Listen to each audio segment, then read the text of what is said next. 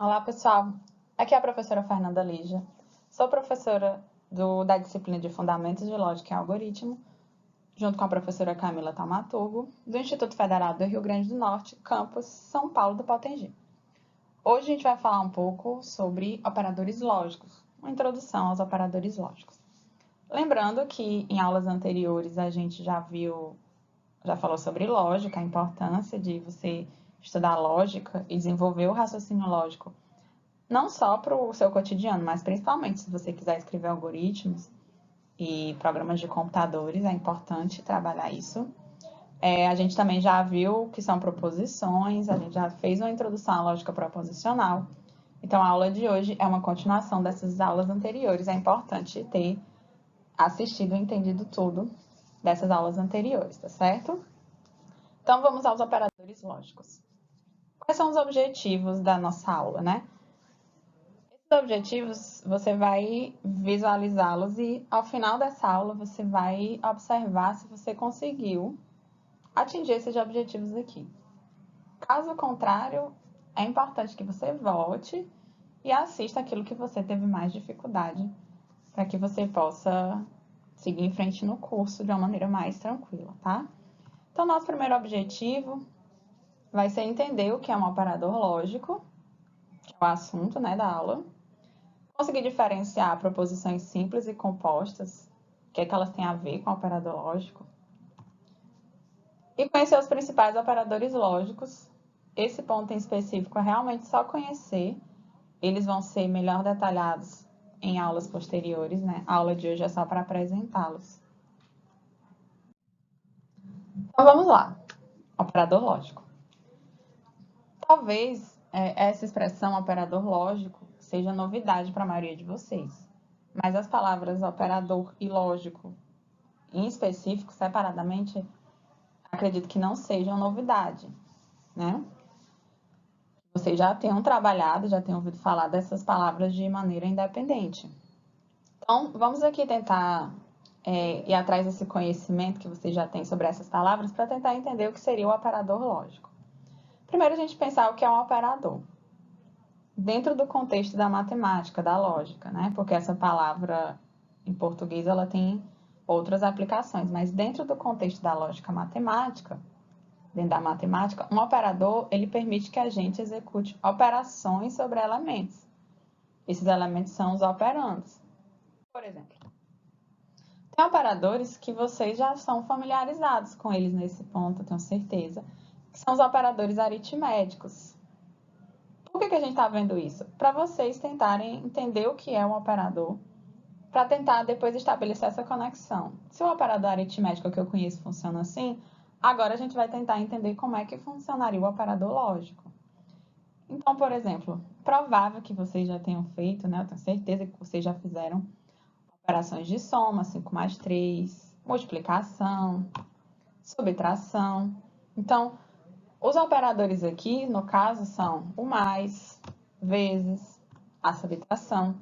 Esses operadores permitem que a gente execute operações sobre esses elementos, que são esses números aí.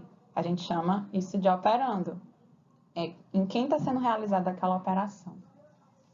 Então, se o operador aritmético permite que a gente faça operações aritméticas sobre os operandos, que são esses números, os operadores lógicos, né? Eles vão permitir o quê? Que a gente faça operações de lógica. São operadores específicos da lógica. No nosso caso em específico, a lógica proposicional. Então, a gente vai poder fazer operações lógicas.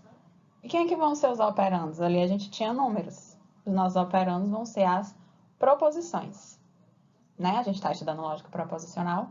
E aí a gente vai começar a falar de novo sobre proposições, que vocês já começaram a falar sobre isso na aula anterior, para poder a gente entender agora os operadores lógicos e as proposições.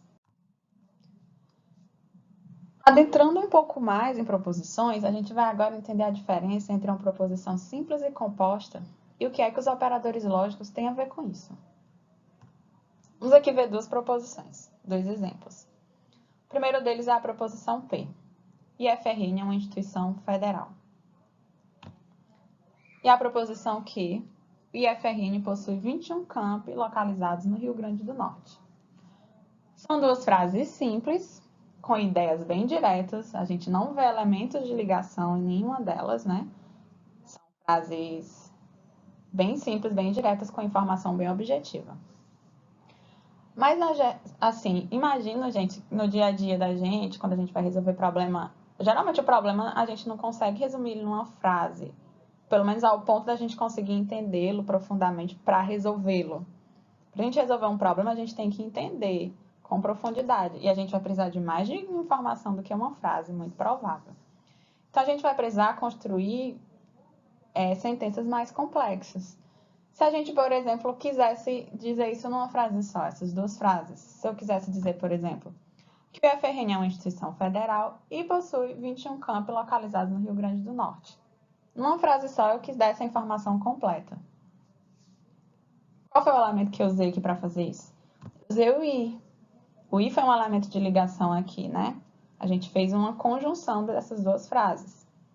E a gente já conhece o I da língua portuguesa. Mas se eu quiser expressar isso em lógica, né? Eu sei como é que eu expressei a primeira frase e eu usei o símbolo P.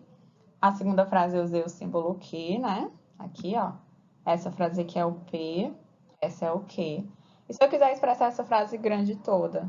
Tem um I que apareceu aqui e ela não estava nas minhas frases P e Q. Eu preciso agora ter alguma coisa para representar esse I. E aí que a gente vai entrar nessa ideia de aparador lógico. Em lógica, a gente escreveria essa frase dessa maneira. A gente já sabe escrever o P e o Q. Esse I aqui é uma conjunção, é um operador lógico, e o símbolo dele é esse símbolo que parece um acento circunflexo. Na verdade, aqui é um operador da lógica.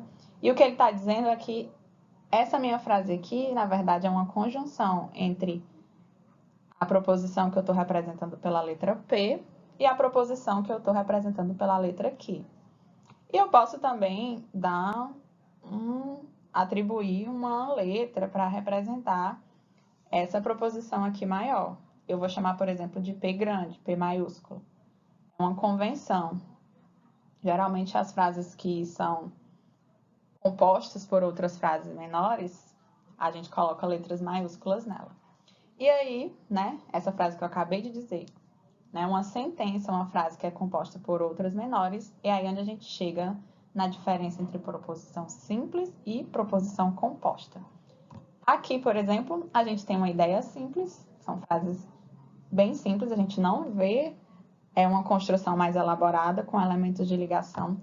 E a gente chama isso de proposição simples. Já essa frase de baixo, que a gente nomeou de P maiúsculo, e eu poderia ter usado outra letra para nomear, e o fato de ser uma letra maiúscula é uma convenção. Isso se caracteriza como uma proposição composta. Por quê? Porque ela é composta por frases menores, por proposições menores ali, e são usados elementos de ligação entre essas proposições mais simples. No nosso caso, a gente usou uma conjunção.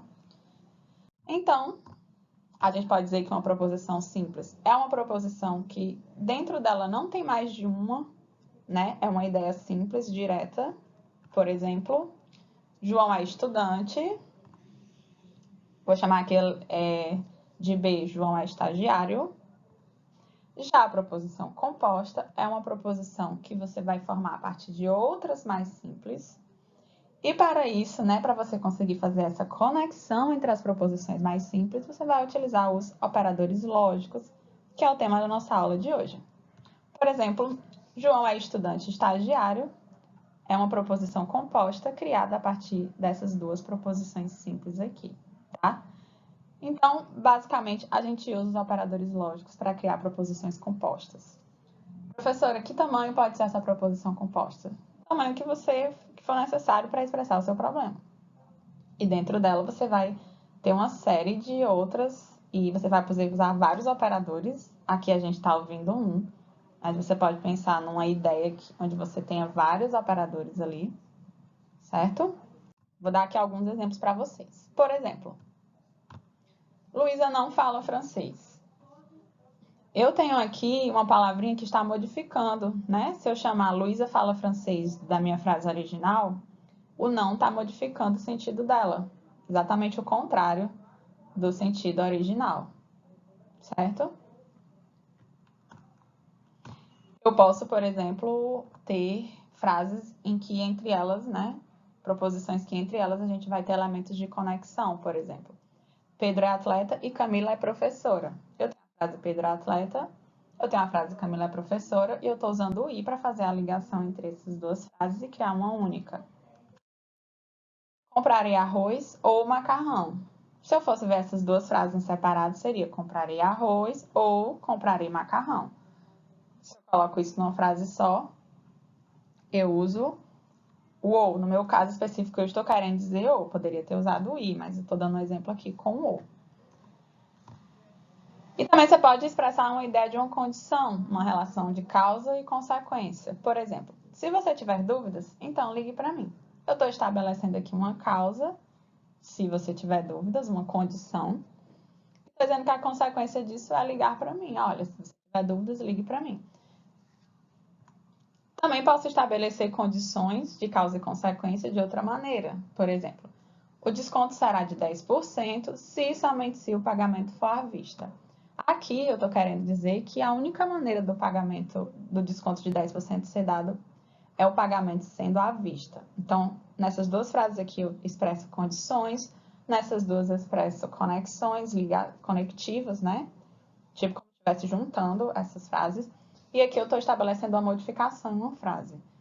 Então, veja que tudo isso aqui, todas essas frases que eu exemplifiquei para vocês, são frases da língua portuguesa, da nossa língua natural.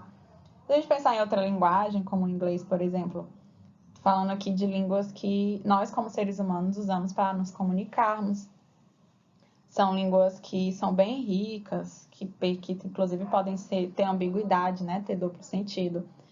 E a gente precisa para conversar com o computador, para programar, de linguagens mais enxutas, de linguagens onde a informação seja extremamente precisa, porque o computador é uma máquina e ele não vai conseguir, e ele vai interpretar exatamente aquilo que a gente disser para ele fazer. Então, como é que eu vou agora sair dessa língua, essas ideias todas, esse problema que está sendo colocado para mim em português, por exemplo, como é que eu vou escrever isso em uma linguagem lógica, para posteriormente, por exemplo, a gente aprender a escrever isso de uma maneira algorítmica em uma linguagem de programação de computador. Então é isso que a gente está vendo aqui, né? Aí eu posso representar essas minhas ideias por símbolos e essas ligações entre essas ideias elas vão ser possíveis através de operadores. No nosso caso, a gente vai usar operadores lógicos. Certo, gente? Então, os operadores lógicos que a gente vai estudar aqui são os seguintes, não vou me aprofundar neles, vão ter outras aulas na sequência falando sobre cada um deles, só para vocês terem uma noção de quais serão trabalhados. A gente vai estudar a negação, né? O símbolo é esse, a gente vai ver melhor. Conectivos, né? A conjunção e a disjunção, o i e o ou, que são esses símbolos aqui na lógica. E os condicionais que a gente vai estudar aqui são o se então, que é essa seta, que aponta da causa para a consequência. E o se somente se, que é uma seta dupla, né? Ela é nos dois sentidos, porque os dois elementos são tanto causa quanto consequência. Mas essa ideia de para que serve, todos os detalhes, como é que a gente escreve isso em símbolos, a gente vai ver nas próximas aulas. O objetivo da aula de hoje era dar só uma introdução a esses operadores, tá bom? Então, a gente fica por aqui. Obrigada pela atenção de vocês, né? E lembrem-se dos nossos objetivos lá no começo da aula, que era você entender o que é uma proposição, que vocês já entenderam na aula anterior, entender o que é um operador lógico, o que é uma proposição simples e o que é uma proposição composta, entender como é que os operadores lógicos permitem isso e conhecer, assim, por cima, esses operadores lógicos. Espero que vocês tenham conseguido atingir esses objetivos. Caso contrário, dá uma volta aí e vai assistir de novo aquela parte que você teve mais dificuldade e também procure as professoras para tirar suas dúvidas e façam as atividades que ficaram para ser feitas sobre essa aula aqui. Obrigada pela atenção, pessoal, e até mais.